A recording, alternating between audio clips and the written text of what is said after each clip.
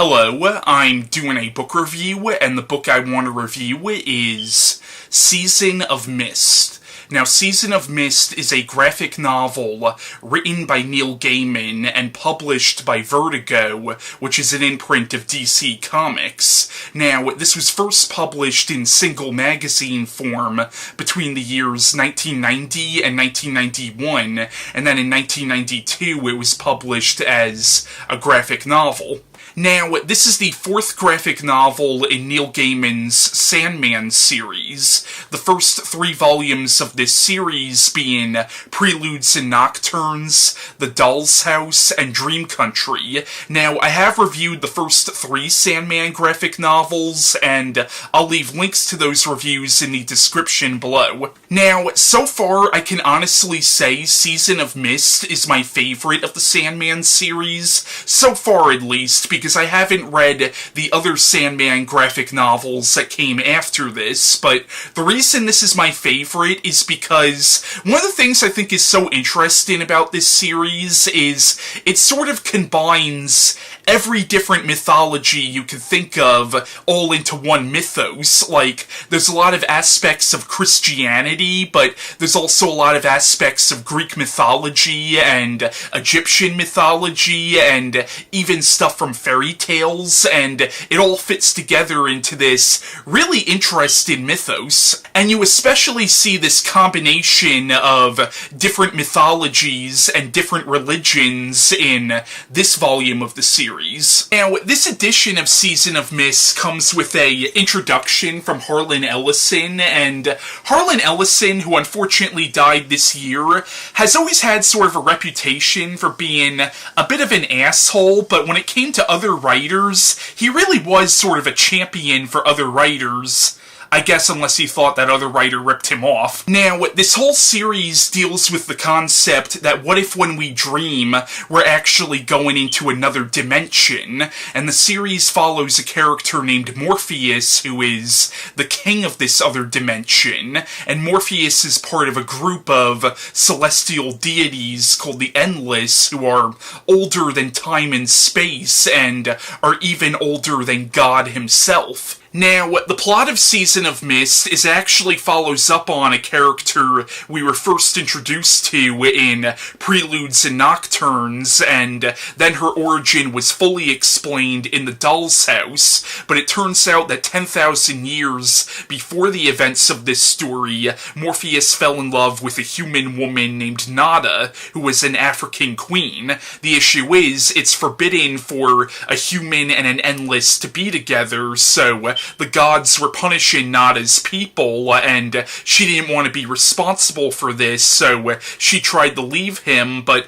Morpheus wouldn't let her go, and she ended up committing suicide. Now, after she died, her soul was condemned to hell, but it wasn't God who condemned her to hell, it was Morpheus. But now it's 10,000 years later, and Morpheus's brother Destiny has called a meeting of the Endless, and the other members of Morpheus's family have now convinced him that what he did to this woman was an injustice. So basically in this story, he now tries to go to hell to try to save Nada's soul. The issue is, the last time he was in hell, he humiliated Lucifer in front of his legions of demons, and Lucifer vowed to destroy him. So, in the beginning of the story, Morpheus is preparing for this confrontation with Lucifer, but what actually happens between them might surprise you. And Lucifer does something in this story, and the rest of the story from then on is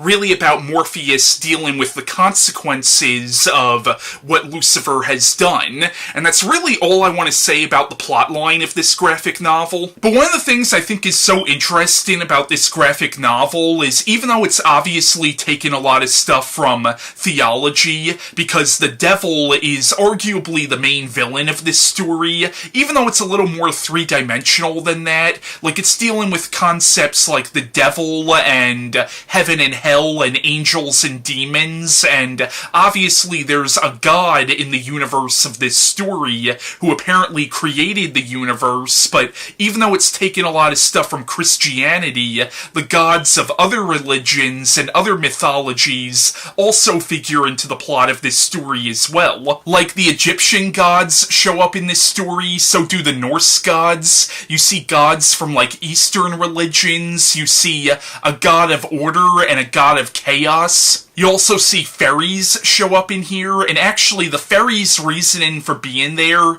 is actually pretty interesting. It turns out that every so often fairies have to make a sacrifice to hell. But I love that. I love this idea of rolling all these different mythologies and legends into one story. I also like how this comic really deals with the politics of these supposedly superior beings, and I like how even though most of the main characters here are supernatural creatures, you realize that they're really not that much different from us. In here you get a lot more insight into the Endless, and you realize that they're kind of a dysfunctional family, and you also find out that one of Morpheus's brothers ended up disappearing a long time ago.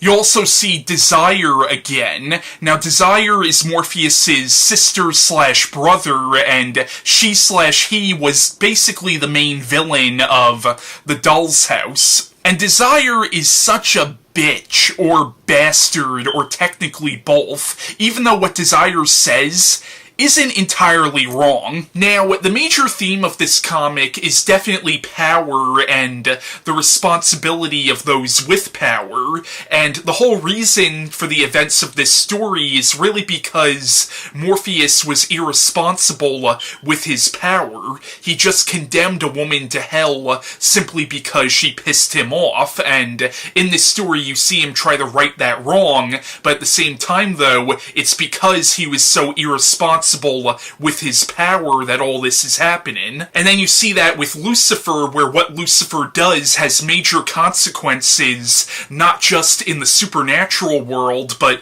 also on Earth as well, as you find out in one of the chapters of this book. Now, in a lot of ways, this book sort of turns the concept of Satan on its head, but not really, because what Satan does in this story is kind of exactly what you would expect the rebel angel to do. But Satan is portrayed as a very three-dimensional character, and he's not really the embodiment of all evil, rather he's very much a lost soul. Now, Neil Gaiman very much bases his version of the devil off of John Milton's version of the devil from Paradise Lost. Now, Paradise Lost was an epic poem written in the 17th century that was famous and controversial for portraying Satan not as the embodiment of all evil, but rather as a tragic hero.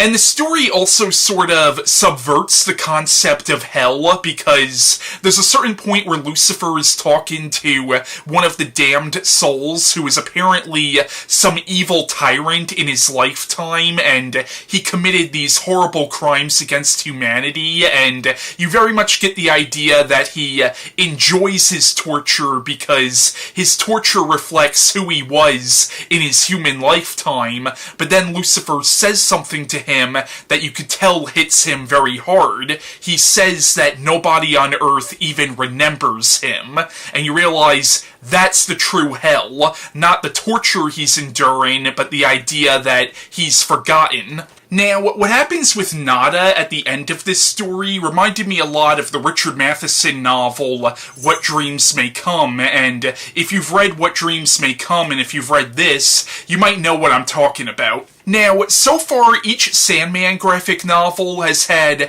at least one or two chapters that could work as standalone stories, and Chapter 4 of this graphic novel very much feels isolated from the rest of the book. Chapter 4, which takes place on Earth, you could very much read as a standalone story, even though everything that's happening in this story is happening as a direct result of what Lucifer does. But Chapter 4 is basically a coming-of-age ghost story, and it sort of deals with this theme that even though hell is established as a place in this universe, hell is also a state of mind, and is something that you carry with you. But yeah, once again, I loved Season of Mist. So far, I think this is the best of the Sandman series. Now, Neil Gaiman's version of Lucifer, Lucifer Morningstar, was later spun off into his own comic book series called Lucifer, which was the basis for the show Lucifer on Fox. Also, the characters from Chapter 4 of this graphic novel were spun off into their own comic book series called The Dead Boy Detectives. I could also see the way this comic dealt with angels as being sort of an influence on movies like The Prophecy and even Kevin Smith's Dogma. But yeah, that was my review on The Sandman Volume 4 Season of Mist by Neil Gaiman, and bye.